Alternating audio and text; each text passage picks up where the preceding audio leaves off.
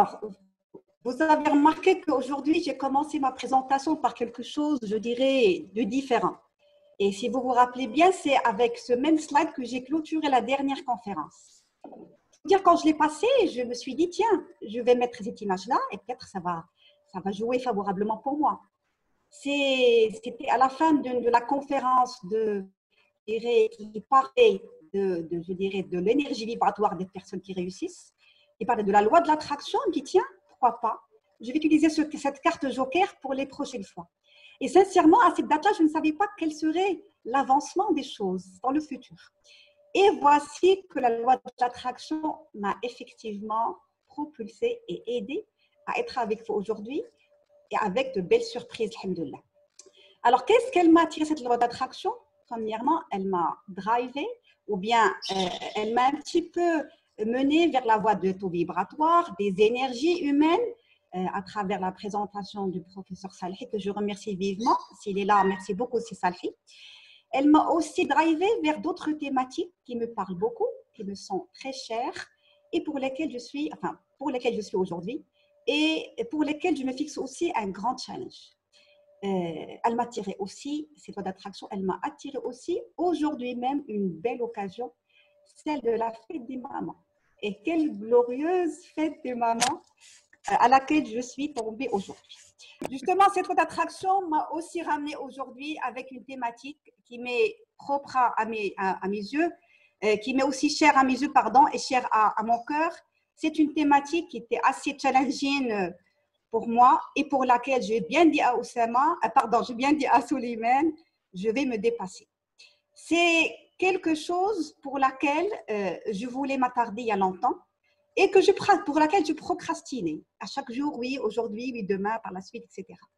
Maintenant, je me dis, l'occasion oblige, je ne vais pas rater cette opportunité-là. Et là, je me suis mise.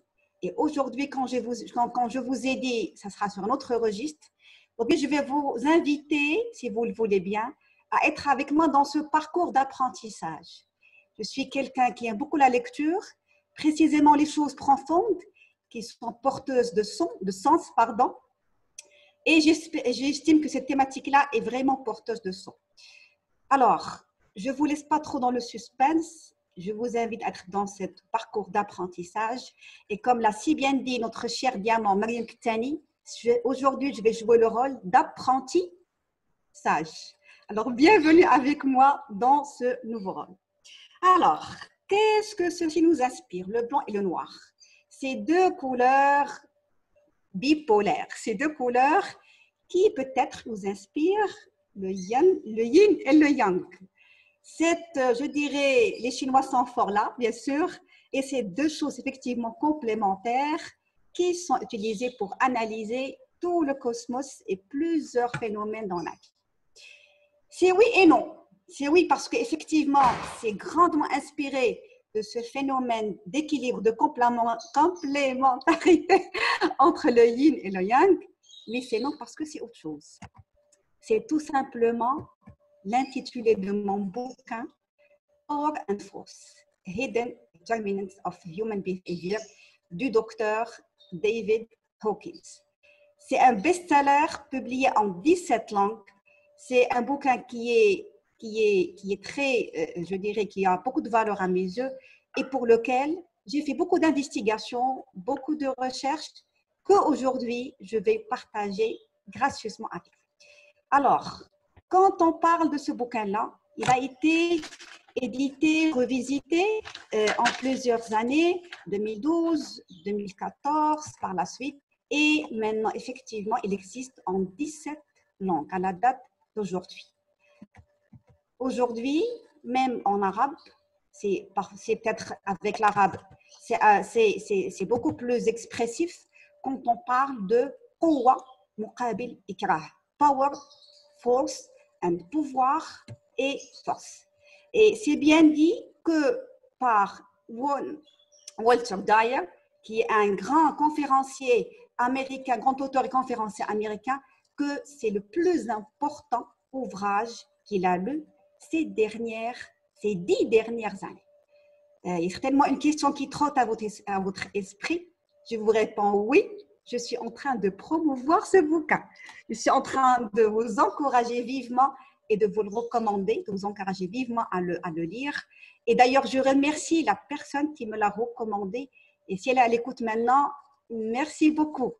C'est grâce à toi qu'aujourd'hui, je vais présenter cette conférence Force et pouvoir, les comportements cachés de l'humain. Ok, avant qu'on commence cette thématique-là, on ne pourra pas passer sans pour autant rendre un grand hommage à ce monsieur-là, David Hawkins. C'est un monsieur qui, depuis 1927 jusqu'à septembre 2012, a laissé derrière lui une grande empreinte qui va servir certainement l'humanité. C'est une grande pointure en psychiatrie, en physique. C'est un grand chercheur conférencier américain de renommée mondiale. C'est quelqu'un qui s'est dédié à la recherche sur la science. Il était directeur de l'Institute for Spiritual Research. Il est un des pères de la kinésiologie moderne. Et puis, il a publié plusieurs œuvres mondialement récompensées ou bien encouragées par des chefs d'État et des prix Nobel. Il a été décoré avec de nombreux titres internationaux. Plusieurs titres ont été donnés. Il a même reçu le titre de grand professeur des chemins menant à la lumière, qui est un titre asiatique. Il a été maître conférencier dans plusieurs universités mondiales, pour ne citer que quelques-unes, Harvard, Oxford. Il a aussi été inspirant pour plusieurs groupes spirituels de grande ampleur mondiale. Un grand hommage à ce monsieur-là, un monsieur vraiment révolutionnaire. Aujourd'hui, on est en train d'étudier les grands axes de son bouquin, de son grand ouvrage Power versus Force. Commençons par le commencement. Commencement à démystifier ces deux notions, force et pouvoir. Alors, si on s'attarde sur le terme force, on se rend compte que la force veut dire de la vigueur physique d'un être animé. C'est une puissance d'action physique et c'est également une capacité de l'esprit, des possibilités intellectuelles et morales. Il y a beaucoup de, je dirais, si on creuse davantage, beaucoup de définitions beaucoup plus poussées qui sont données à cette notion-là, mais c'est, pour résumer, elle fait beaucoup référence à l'action et à la puissance. Qu'en est-il du pouvoir? Le pouvoir, d'un point de vue sémantique, c'est la puissance, c'est la possibilité, c'est la capacité, c'est l'autorité, c'est l'aptitude, la compétence, la faculté, et j'en passe. C'est aussi la souveraineté, le gouvernement, l'empire et toutes les choses qui orbitent autour. Et c'est également de l'influence exercée sur quelqu'un, une notion extrêmement importante. On parle aussi de permission, de domination et de plusieurs autres choses qui donnent beaucoup de pouvoir, beaucoup de puissance justement à cette notion de pouvoir. Effectivement, ceci a été confirmé par plusieurs origines, plusieurs ouvrages, plusieurs dictionnaires, mais en tout cas, c'est pour appuyer davantage la puissance, je dirais, qui est au niveau de ce terme. Commençons à démystifier la chose, pas par le niveau, mais par l'approche sémantique, mais par l'approche image. Qu'est-ce qu'on regarde ici? Dans la force, il y a toujours cette énergie de pousser ou de tirer. En tout cas, c'est une force physique exercée, une énergie créée qui est exercée sur un objet. Et du coup, le domaine, bien le champ d'analyse d'une force, c'est tout simplement une certaine, je dirais, juxtaposition à la fois d'éléments moteurs et d'éléments qui freinent. Donc, ceci nous amène à la conclusion suivante. Bien, aux conclusions suivantes. La force est matérielle physique. On ne peut pas la voir. Par contre, on peut voir aisément et ressentir aussi facilement ses effets ou bien ses impacts. La force crée toujours un mouvement, une mise en action. Et puis, il y a inertie lorsque deux forces sont équilibrées. C'est l'exemple typique de la loi de Newton, la loi d'attractivité. Okay? Et puis, cette force-là, précisément, puisqu'on parle de choses matérielles, physiques, elle a pertinemment une mesure et puis une direction. Ok, faisons le comparatif avec le pouvoir, toujours avec cette approche image. On entend plusieurs choses et on voit aussi plusieurs choses. On parle du pouvoir de l'intention, du pouvoir de certaines choses qui pourraient nous paraître très simplistes de prime abord, mais qui ne sont pas si simples que ça. Des choses parfois complexes à palper, bien à rendre tangibles, mais dans le fond, ce n'est pas si compliqué que ça. On parle du pouvoir d'un sourire, le pouvoir d'un merci, le pouvoir d'un feedback, le pouvoir d'un simple pardon, le pouvoir de l'instant présent, c'est ce qu'on avait vu hier avec Soliman, le pouvoir du why, le pouvoir de la fixation d'objectifs, le pouvoir des affirmations et des visualisations, le pouvoir de je suis, le pouvoir de la motivation, le pouvoir de la pensée, de l'attitude. On a longuement dit knowledge is power. On a longuement dit health is power. Consistency is power. Le pouvoir des fleurs. Regardez la magie des fleurs. Ces belles créatures, mais le bon Dieu, comme on dit en arabe, on parle aussi maintenant du soft power. L'énergie ou bien je dirais le pouvoir doux. Et puis, on parle de le pouvoir de l'influence. Tout ceci nous amène à avoir les constats qui convergent vers les choses suivantes. Contrairement à la force, le pouvoir est immatériel. Il n'est pas physique. Il ne se voit pas. Par contre, il se ressent parfaitement. Aussi bien que la force, ses effets ou bien ses retombées sont visibles et peuvent très bien être ressentis et palpés. Contrairement encore une fois à la force, ce n'est pas du mouvement, ce n'est pas une mise en mouvement. Et puis sa magnitude, elle n'est pas uniquement mesurable avec un horizon limité, mais la magnitude de pouvoir, elle est juste illimitée. Alors, je pouvais pousser encore une fois à faire le lien avec ce qu'on a fait, avec ce qu'on a vu ensemble lors de ma dernière conférence sur la motivation, un levier de succès. On avait bien vu que, encore une fois, sémantiquement parlant, la motivation est la jonction de deux choses, un motif, une raison, et c'est tout simplement la force push. Et puis l'action, la deuxième partie du mot motivation, c'est l'action. Et c'est là l'impact de cette force qui provient effectivement du pushing. Et dans un contexte très global, pour englober tout le terme de motivation, on peut dire que la motivation crée en soi un pouvoir, le pouvoir de la motivation. Je vais dans ce qui va venir à l'instant, je vais aussi vous rapprocher, tel que moi j'ai été drivée par plusieurs choses, pour pouvoir vous driver vous aussi, vers un sens beaucoup plus, je dirais, beaucoup plus lucide, beaucoup plus limpide, et parlant de ces deux notions, force et pouvoir.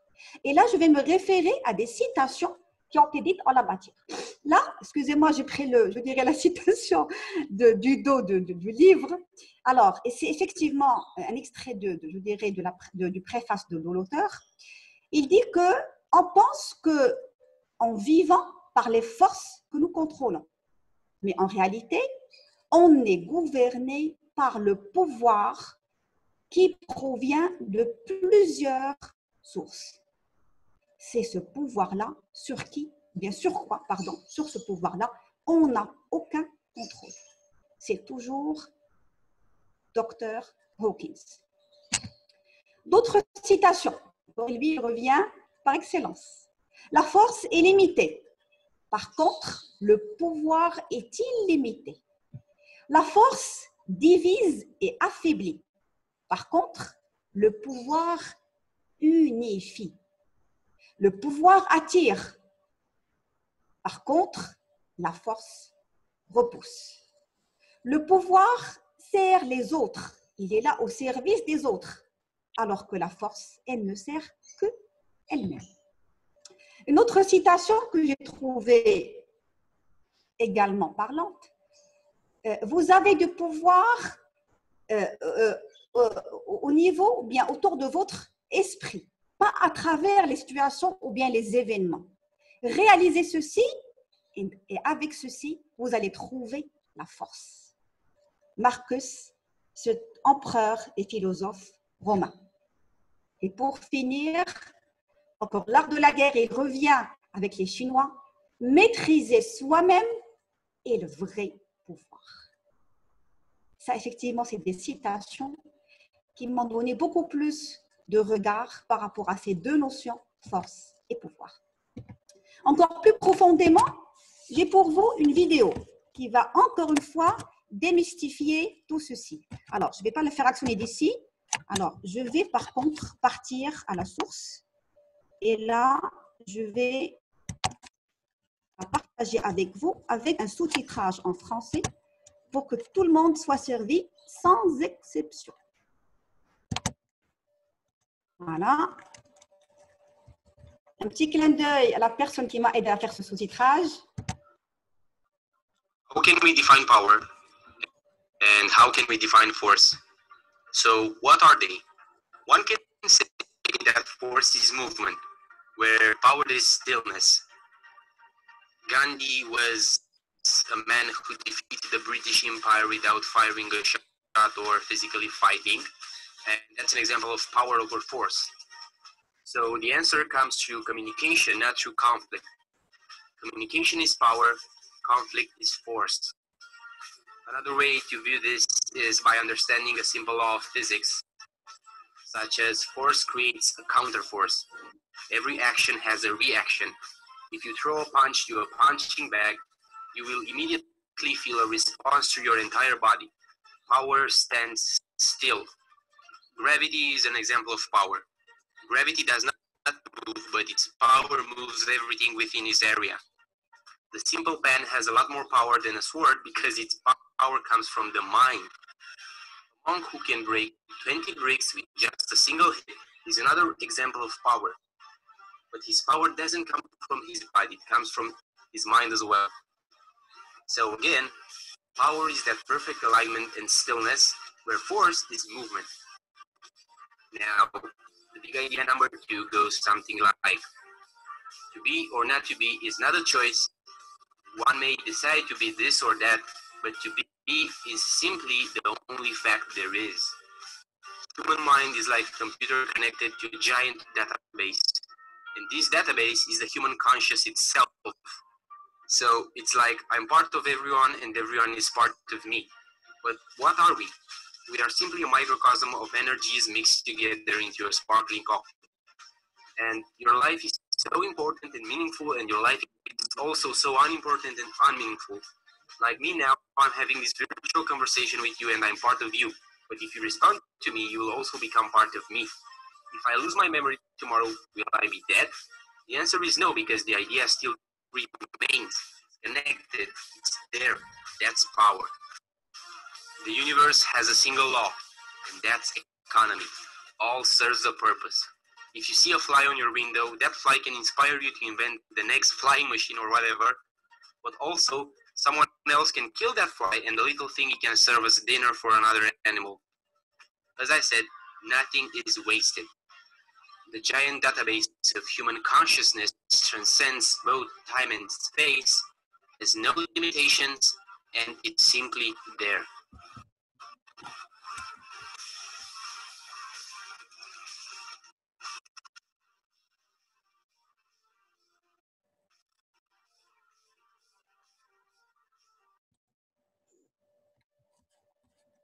OK. Très bien. Non, je fais juste OK. Et je reprends encore une fois ma présentation. Je suis de retour. Et là, effectivement, après cette vidéo, j'imagine que les choses sont de plus en plus claires. Et on comprend maintenant quels sont les principaux axes je dirais, de ces deux notions, force et pouvoir. Alors, qu'est-ce qui ressort comme principales idées maîtresses? J'imagine que vous avez tous et toutes recueilli 3 principales idées. Je vais essayer de les reprendre en highlightant les principales, je dirais, les principaux piliers. Alors, quelle est la première idée? Donc, il y a 3 principales idées qui toutes sont interconnectées et se complètent les unes avec les autres. La première idée, c'est quoi? C'est qu'effectivement, la force est un mouvement. Et d'où provient ce mouvement? Ben, il tire son origine du corps. Et du coup, cette force, c'est une action. Forcément, elle sera amenée à avoir une réaction, un poids, un contrepoids. Donc, du coup, ça pourrait dégénérer et aboutir à une situation de conflit. Qu'en est-il du pouvoir? Le pouvoir, par contre, c'est de l'immobilisme. Il tire ses racines, non pas du corps, mais de l'esprit. Et c'est ce qui va induire de façon très pacifique, très sereine, une communication efficace avec toutes les parties prenantes. Et du coup, une des premières conclusions à laquelle on pourrait aboutir, c'est que l'esprit, c'est la source du pouvoir. Toujours dans le sillage de la même idée. Là, on voit un comparatif très clair, très imagé, pouvoir et force. Pouvoir et force. Et du coup, même si la force, elle est importante, même si elle est gigantesque, lorsque un vrai pouvoir lui fait front, forcément et fatalement, cette force, elle sera de nature à se dissiper, à s'effriter et à s'émietter devant cette force, cette vraie force.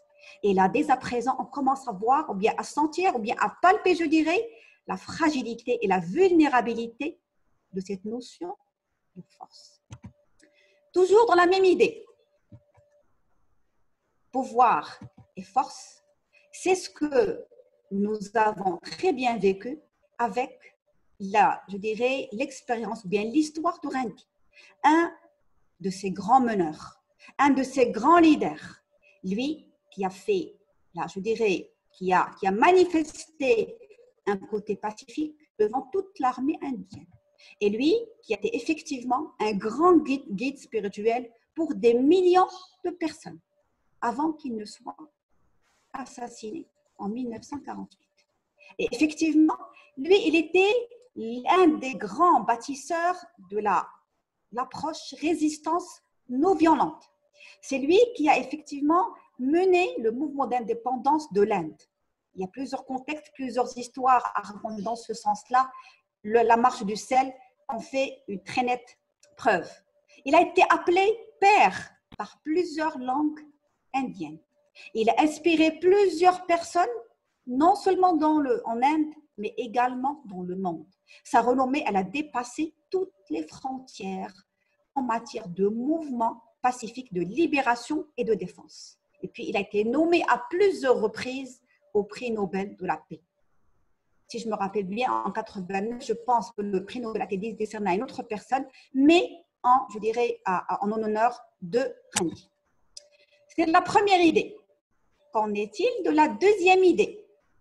La deuxième idée, qu'est-ce qu'elle inspire? Qu'est-ce qu'elle fait ressortir? Tout simplement, l'esprit humain est une base de données gigantesque. Et c'est cette base de données-là qui va effectivement faire miroiter ce qu'on appelle la conscience humaine.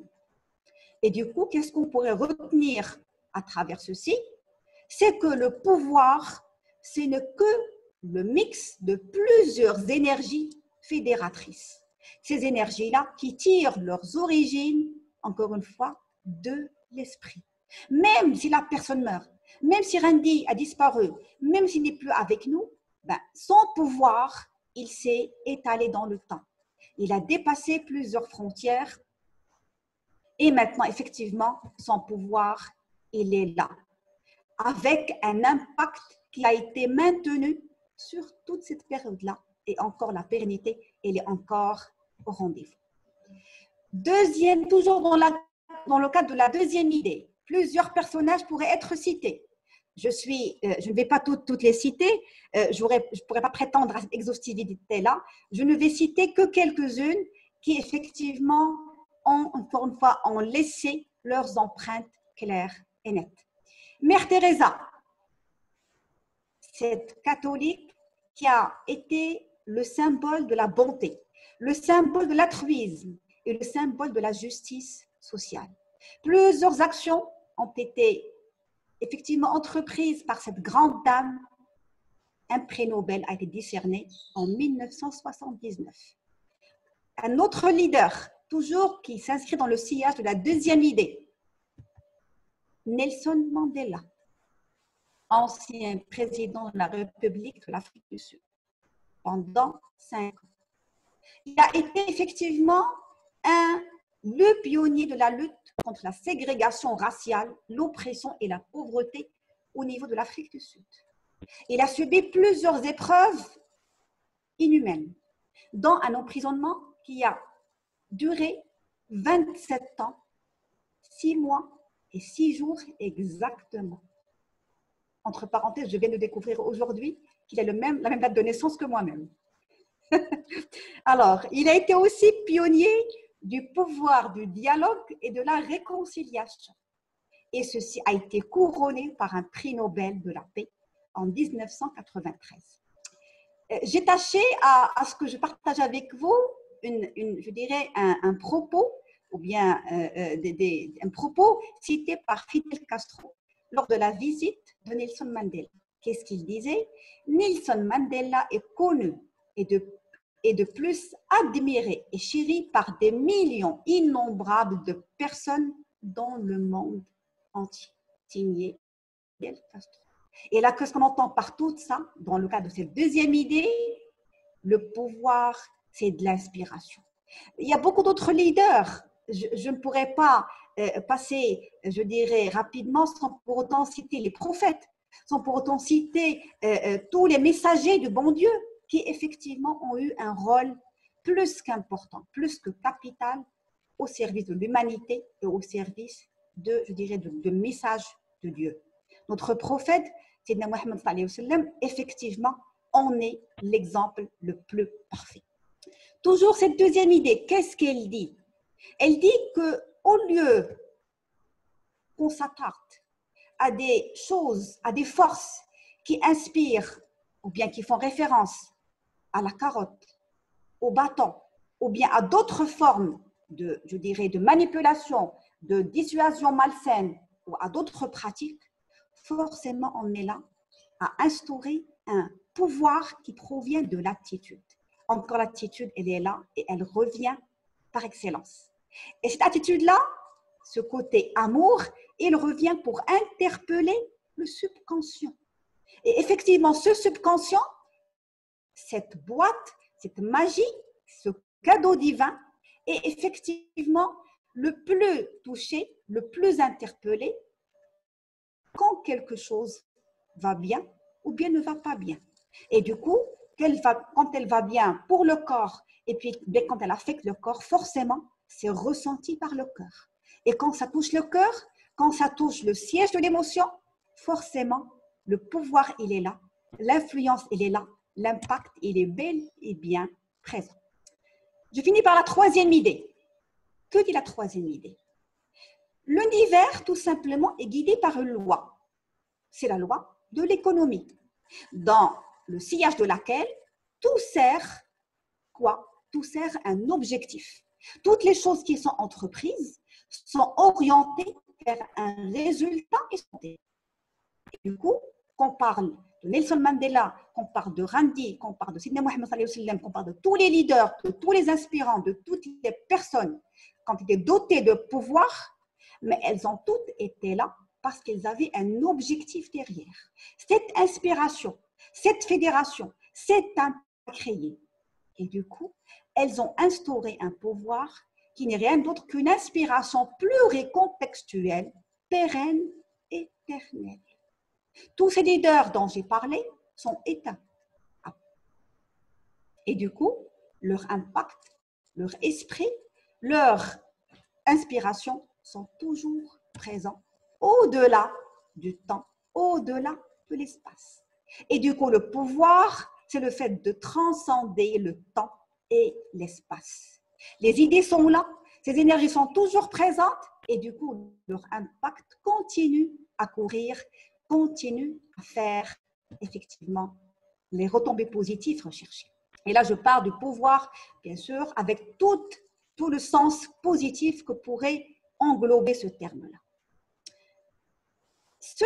Ces deux notions contradictoires, pouvoir et force, également, elles sont utilisées par les patrons.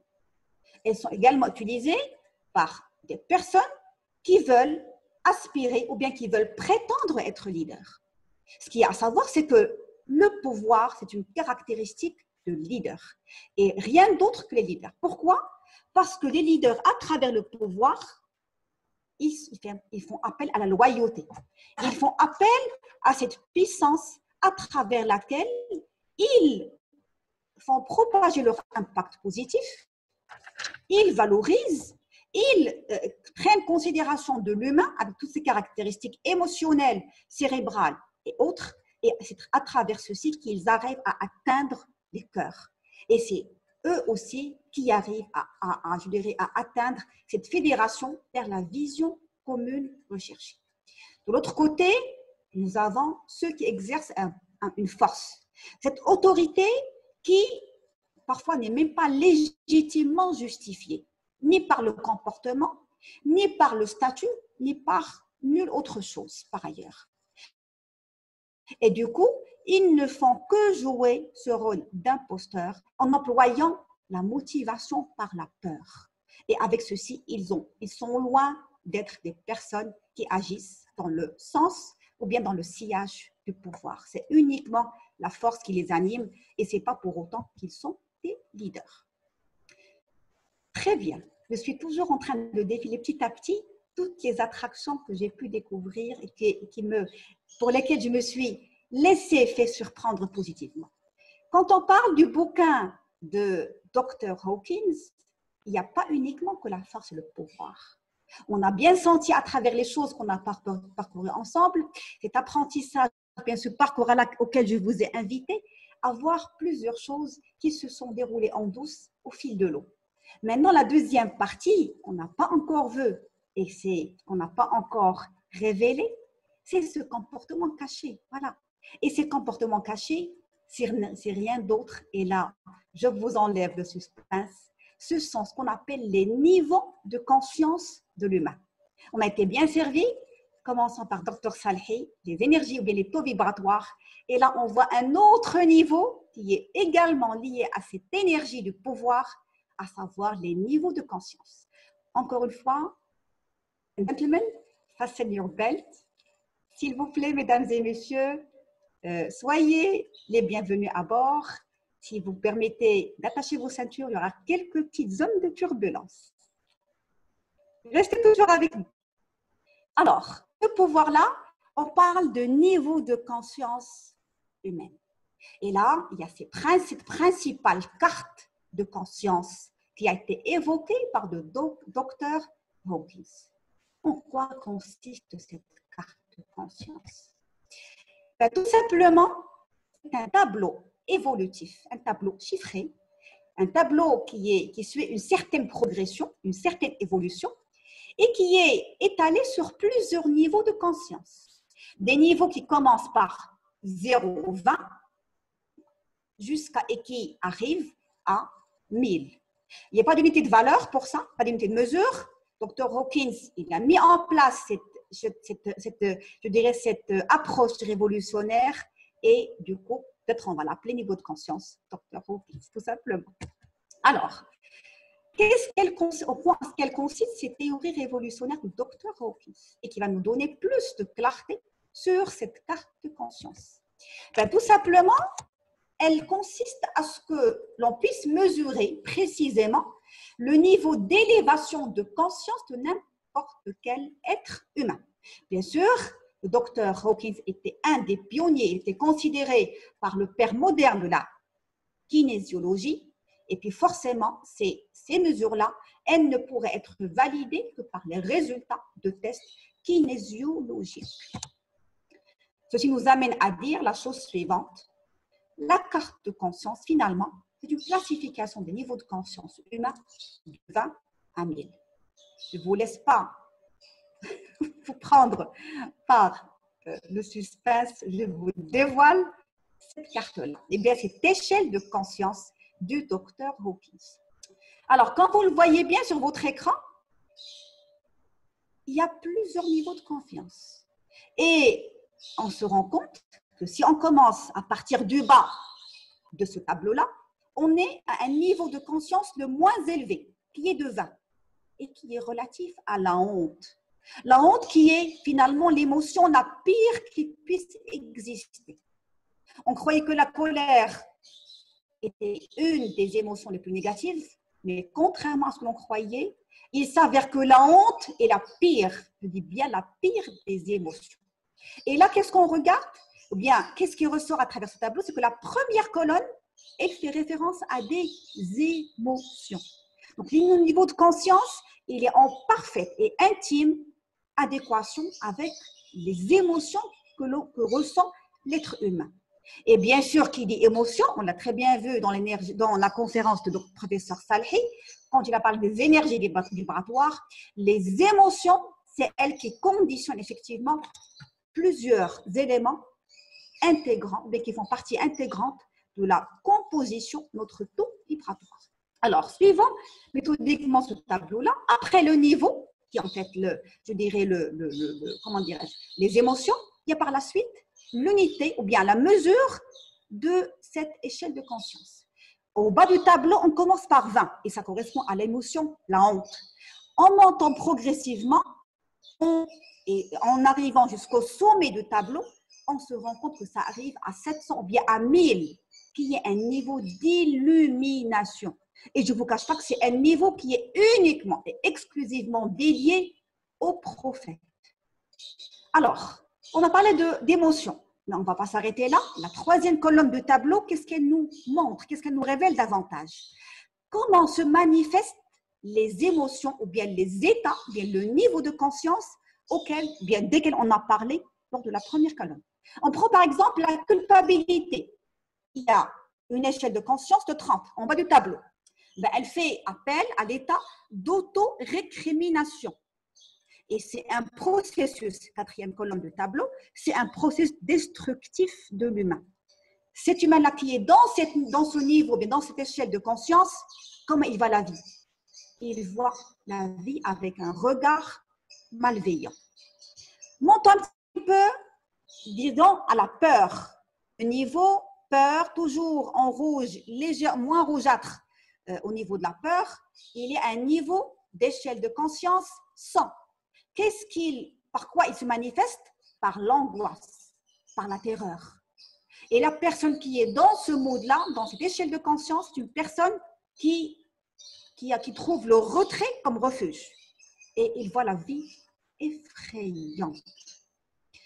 En montant au courage, le niveau jaune. Et je ne vous cache pas que ça, c'est le niveau médian.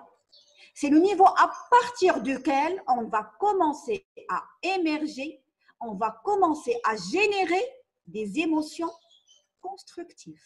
Et avec ceci, on aura laissé derrière nous les énergies destructives. Le courage est le point de départ.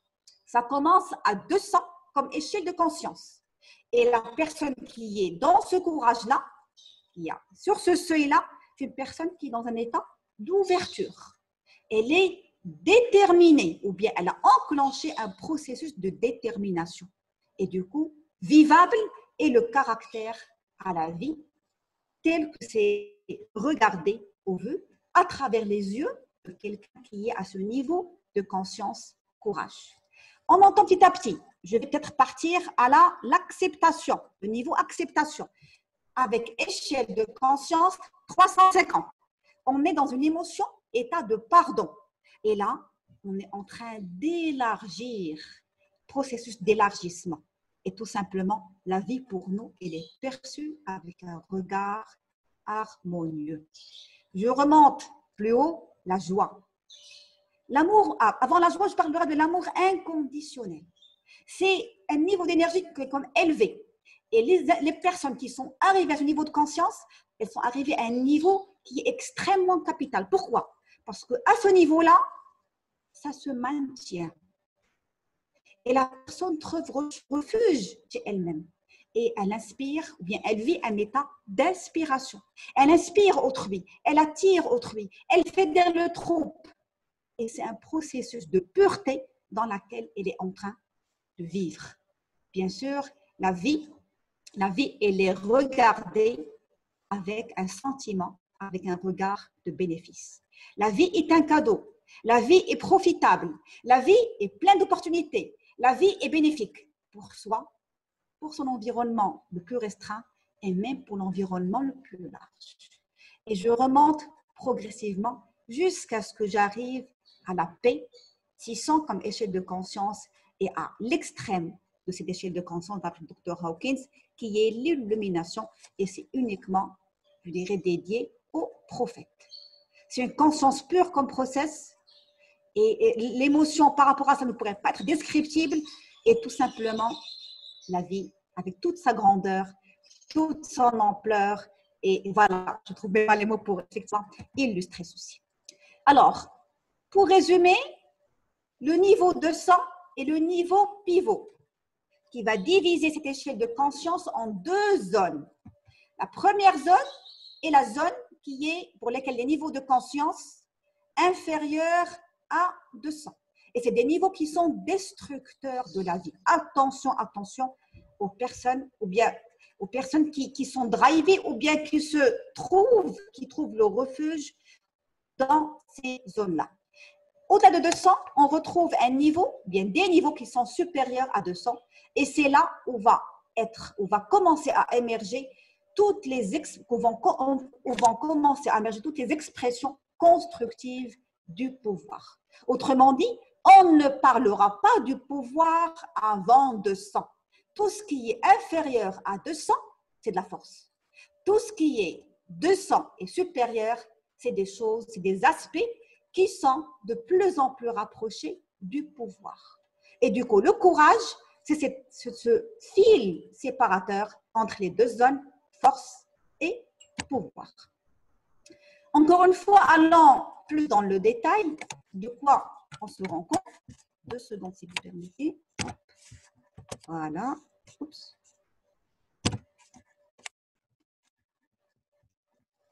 Là. On y est. Une petite fraction de seconde, c'est pas grave, ça arrive. OK? Donc, qu'est-ce qu'on disait? On reprend encore une fois cette carte de conscience humaine. Et de quoi on se rend compte selon les conclusions ramenées par le docteur Hawkins. Alors, une personne au niveau 300, qui est le niveau, je dirais, entre l'acceptation et je dirais, et l'existence, ou bien cette volonté, cette détermination, cette personne qui est au niveau de 300 équilibre 90 personnes qui ont des échelles de conscience inférieures à 200. Une personne à 500, dans l'amour, échelle de conscience, amour, équilibre 750 000 personnes qui sont en dessous de ce seuil critique. Une seule personne à 700 équilibre 70 millions en dessous de 200. Regardez l'ampleur et la véracité de cette échelle de conscience. Et quand on est au niveau 500, et dans l'amour inconditionnel précisément, celui de 540, le champ énergétique de chaque personne devient permanent. Le champ énergétique se stabilise, il ne change plus et la personne ne demande plus rien. Surtout rien des autres. Pourquoi? Parce que la personne repose sur elle-même. Repose et s'appuie et tire toute sa puissance, tout son pouvoir de sa plénitude d'être. Bien sûr, quand on parle de 1000, c'est le niveau d'énergie maximum qui pourrait être supporté par le corps humain et le système nerveux. C'est le système et le niveau, je dirais, l'extrêmement rare et celui, il est spécifique aux grands avatars du passé. le Christ, le Bouddha, Sidna Muhammad sallallahu alayhi wa sallam, et en général, c'est les grands prophètes qui ont cette caractéristique assez particulière et qui leur est propre. On va plus loin. On a parlé de plusieurs échelles de conscience, plusieurs niveaux, plusieurs émotions. Et effectivement, on voit ceci, que ce niveau-là est un niveau, effectivement, qui est un niveau à éviter. Un niveau duquel il sera temps de s'éloigner par n'importe quel moyen pour pouvoir trouver refuge ici. Pourquoi? Parce que tout simplement, il est question qu'on mette en harmonie le langage, bien la santé corporelle et le subconscient. Les personnes qui sont à ce niveau-là, forcément, c'est des personnes qui sont dans la souffrance. Dans la souffrance, dans le malaise, dans tous les mots qui orbitent autour de ce terme-là.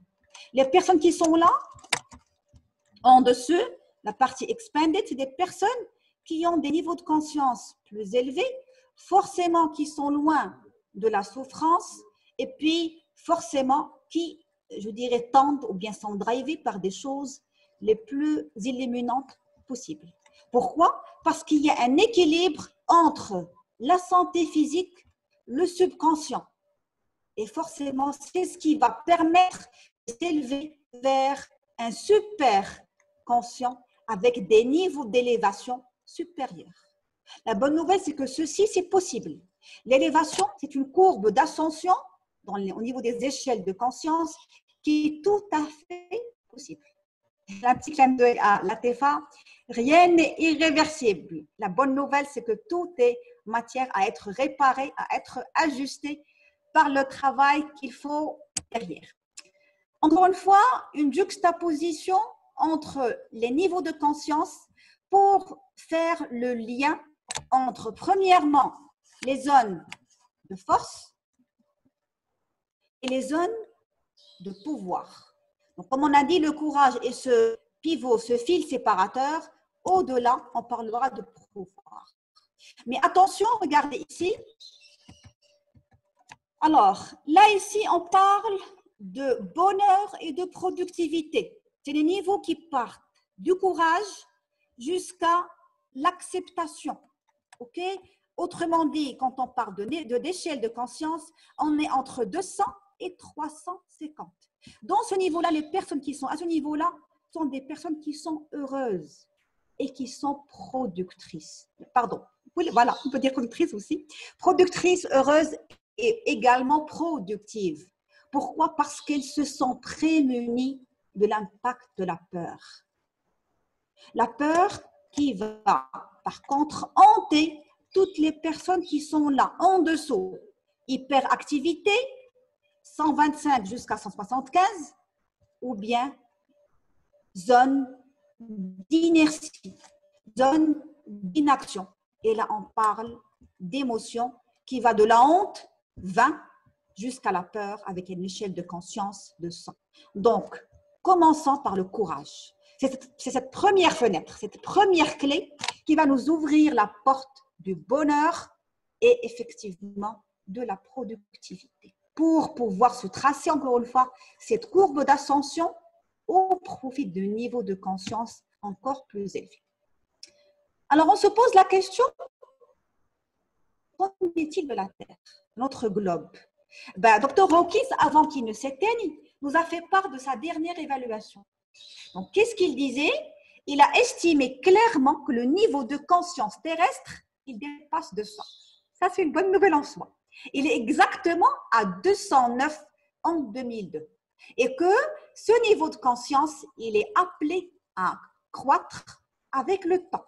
Même s'il y a des choses négatives qui sont toujours en train d'avoir de la place sur ce globe-là. Et du coup, pour avoir une image globale, sur le mix de toutes ces énergies, ces niveaux de conscience humains au niveau de la Terre, on peut dire que le monde dans son ensemble, il est encore sur le conscient négatif. Et du coup, le vrai challenge, le vrai défi pour la Terre est effectivement d'augmenter le niveau de conscience de la race humaine. Aujourd'hui, avant demain. Pourquoi? Parce que c'est un effort, je dirais, de chacun, une fois multiplié, une fois cumulé par les efforts des uns et des autres, va forcément avoir un impact positif sur l'énergie ou bien sur le niveau de conscience terrestre dans sa globalité. Et puis pour finir, il y a certainement une question qui va nous tous nous interpeller. Quel est ce lien finalement entre cette échelle de conscience du docteur Hawkins et les énergies vibratoires de l'humain? Avant d'essayer d'établir ce lien-là, je me suis référée à la dernière conférence du docteur Salfi. Et là où il parlait de ces fameuses chakras. Qu'est-ce qu'il disait?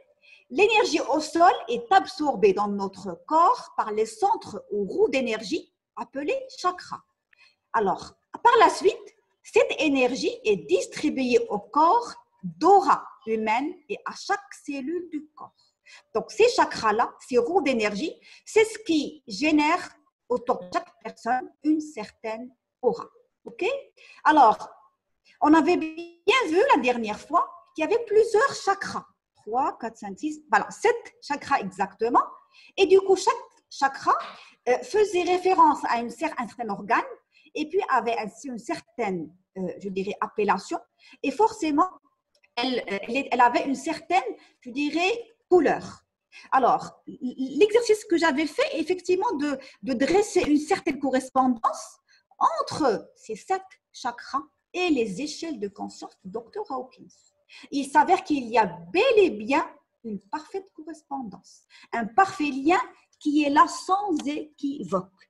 Et effectivement, on retrouve que plus on est en train de s'élever dans les niveaux de conscience du docteur Hawkins, plus effectivement on est en train de migrer de façon, je dirais, ascendante de la chakra inférieure jusqu'à la chakra supérieure qu'on appelle le crown chakra. Et j'imagine que le chakra supérieur, l'extrême, je dirais, c'est elle qui a ce rôle, je dirais, de chef d'orchestre ou bien qui chapeaute le tout. Et c'est elle finalement qui va correspondre à ce niveau de conscience plus élevé qui commence à partir de 700. Donc ça, c'était justement pour dresser ce profil complet et cette image complète entre énergie vibratoire ou bien taux vibratoire humain, chakra humaine et cette échelle, fameuse échelle de conscience. Alors, s'il y a des choses que nous devons garder à notre esprit suite à cette conférence-là, ça serait lesquelles? Lesquelles ces choses-là? Quelle voie allons-nous emprunter maintenant une fois qu'on a touché avec toutes ces choses-là, la notion de force et de pouvoir, et c'est une fameuse notion importante et capitale d'échelle de conscience. Alors, commençons par dire que maintenant c'est clair. Il n'y a pas photo, l'arbitrage entre pouvoir, il est très limpide, très facile à entreprendre. Tout simplement, la force, ou bien le feu, ça force quelque chose à avoir lieu. Là, c'est l'image de la flamme, l'image de quelque chose, une énergie qui est propulsée et qui va fatalement générer un mouvement par la suite. Par contre, le pouvoir est quelque chose que nous sommes. Et ce pouvoir, il est en nous.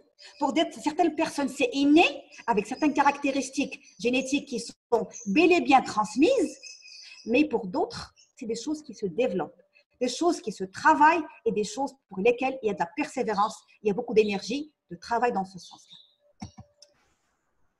Deuxième arbitrage, mais toujours dans le même sillage du premier arbitrage, qu'est-ce qu'on pourrait garder à l'esprit?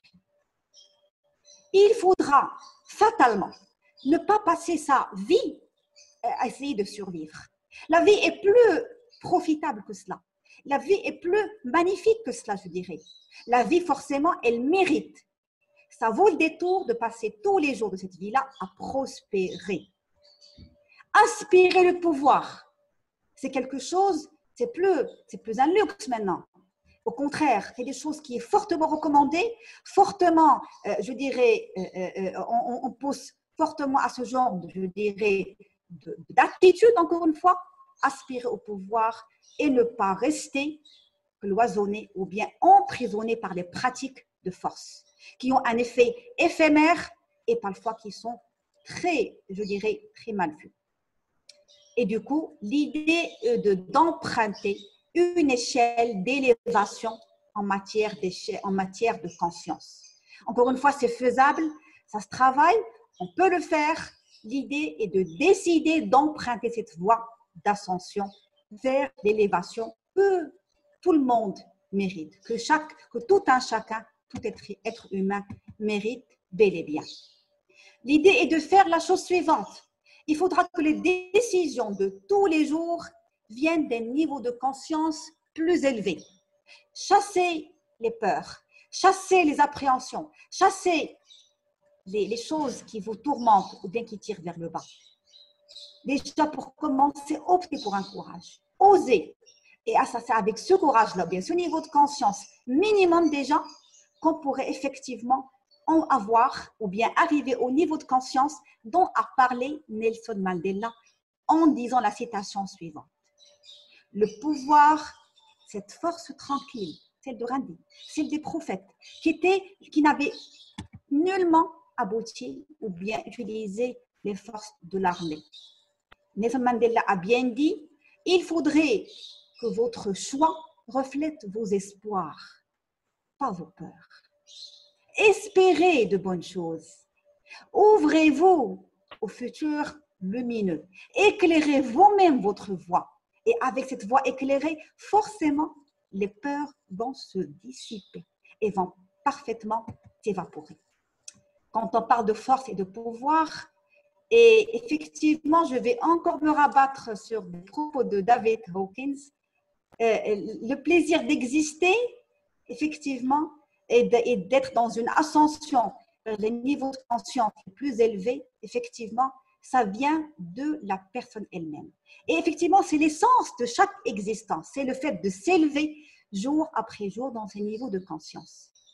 Le monde ne va pas changer parce qu'on dit ou bien parce qu'on fait, mais le monde va fatalement changer. Pourquoi? Parce que la conséquence, bien la retombée de ce qu'on est devenu. Donc, c'est une question d'attitude qui encore revient une fois. Tout est question d'attitude et c'est elle qui est le gage de toute altitude. Encore une fois, c'est toujours la même résolution qui revient. Force ou bien pouvoir, l'arbitrage est clair, mais c'est uniquement une question de décision. Tout un chacun a le choix. Optez pour la chose qui effectivement vous permet cette élévation. Le choix est clair, il n'y a pas de secret. J'ai commencé par cette image-là. Je me suis emportée par de belles surprises. Je récidive, je reprends la même image avec l'espoir que ça va m'attirer encore une fois de belles surprises. Merci beaucoup pour votre attention, pour votre parcours, bien je dirais votre patience. Vous m'avez tenu compagnie dans ce parcours d'apprentissage.